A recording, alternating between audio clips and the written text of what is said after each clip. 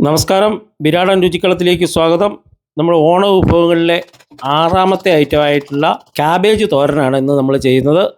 ഞാൻ വിനോദാണ്, കൂടെ പങ്കാളി രാധികയും. പങ്കാളി, അപ്പം ഓണ വിഭവത്തിൽ നമ്മൾ തോരനിലേക്ക് കിടക്കുകയാണല്ലേ ഇന്ന് ഉണ്ടാക്കാൻ പോകുന്നത് ക്യാബേജ് തോരൻ. സദ്യയുടെ വളരെ അവിഭാജ്യ ഘടകം. അതെ അല്ലേ? അപ്പോൾ ക്യാബേജ് തോരൻ്റെ പരിപാടി തുടങ്ങുമല്ലേ? എന്തൊക്കെ സാധനങ്ങളൊക്കെയാണെന്ന് പറഞ്ഞേക്കും. ക്യാബേജ് തോരൻ നമുക്ക് വേണ്ടത് 2 കപ്പ് ക്യാബേജ്, അതെ, അതായത് 150 ഗ്രാം ക്യാബേജ്.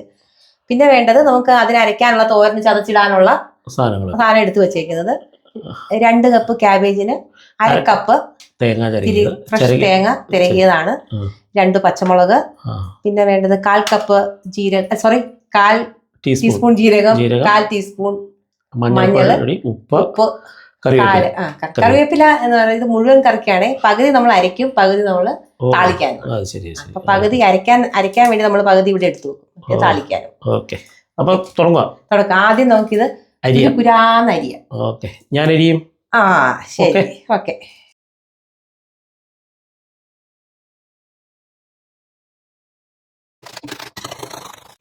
ഈ സമയം ഇത് അരിഞ്ഞോണ്ടിരിക്കുകയാണ്. ഈ സമയത്ത് നമുക്ക് ഇതിന്റെ തോരന് അരപ്പട് ഉണ്ടാക്കിക്കൊണ്ടുവരാം, ചതച്ചോണ്ട് വരാം. 1/2 കപ്പ് തേങ്ങ നമുക്ക് ചതച്ചെടുത്താൽ മതി കേട്ടോ. 1/4 ടീസ്പൂൺ ജീരകം, പിന്നെ വേണ്ടത് 1/4 ടീസ്പൂൺ മഞ്ഞള്, പിന്നെ ഉപ്പ് ഞാനൊരു 1/4 ടീസ്പൂണാണ് എടുത്തിരിക്കുന്നത്. പിന്നെ നമുക്ക് നോക്കി ബാക്കി ചേർക്കാം. പച്ചമുളക് 2 ഒന്ന് ചെറുതായിട്ട് നുറുക്കിയിട്ടേക്കാം. ഓക്കെ.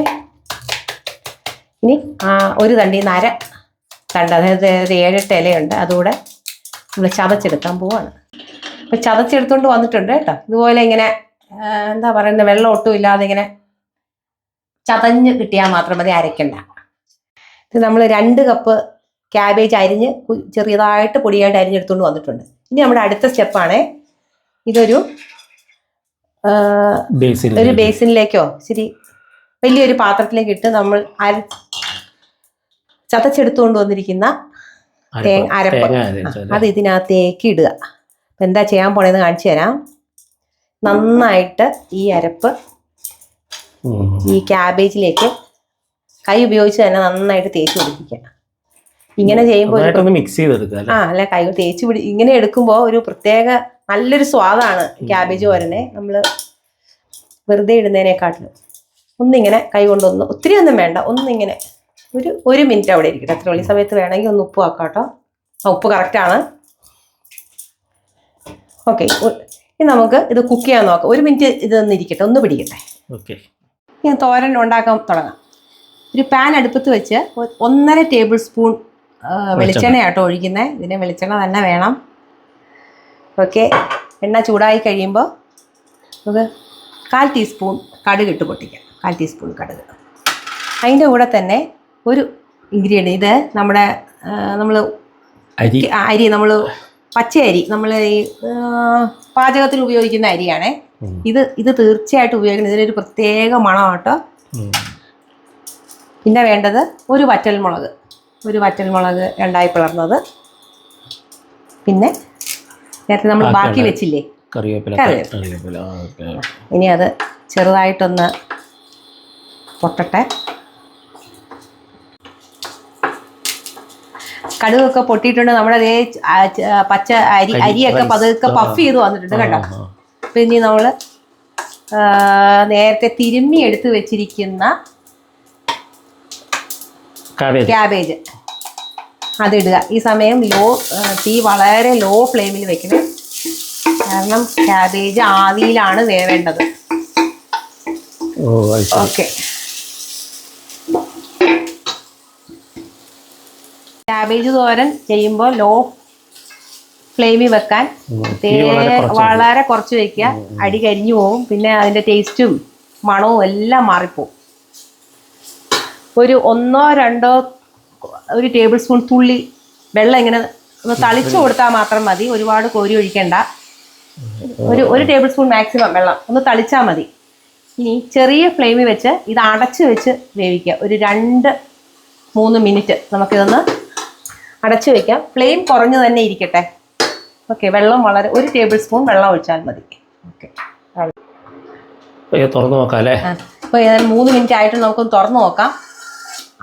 നല്ല ആവിയിലിരുന്ന് അടിക്കൊന്നും പിടിക്കാതെ തീ കുറച്ച് വെച്ചാൽ മതി. നല്ല കാബേജ് തോരൻ റെഡി. ഒരുപാട് വേകാൻ പാടില്ല. ക്യാബേജ് കഴിക്കുമ്പോൾ ആ ഒരു ക്രഞ്ചിനെസ് വേണം, അങ്ങനെ ഒരു കടിക്കാൻ കിട്ടണത്. അപ്പോൾ നമ്മുടെ ക്യാബേജ് തോരൻ റെഡി ആയിട്ടുണ്ട്. ചെറിയ ഫ്ലെയിമിൽ വെച്ച് ഇതുപോലെ ആവിയിൽ വേവിച്ചെടുക്കുക. 1 ടേബിൾ സ്പൂൺ വെള്ളം മാത്രമാണ് ഞാൻ തളിച്ചു കൊടുത്തത്. ഒരുപാട് വെള്ളം കോരി ഒഴിക്കരുത്, അത് കുഴഞ്ഞു പോകും. അപ്പം നമ്മുടെ ക്യാബേജ് തോരൻ റെഡി ആയിട്ടുണ്ട്. ഇനി നമ്മുടെ ഇതൊന്ന് ഓഫ് ചെയ്ത് വെച്ചിട്ട് നമ്മുടെ സദ്യയുടെ ഒരു ടച്ച് കൊടുക്കാൻ പോവാണ് നമ്മൾ.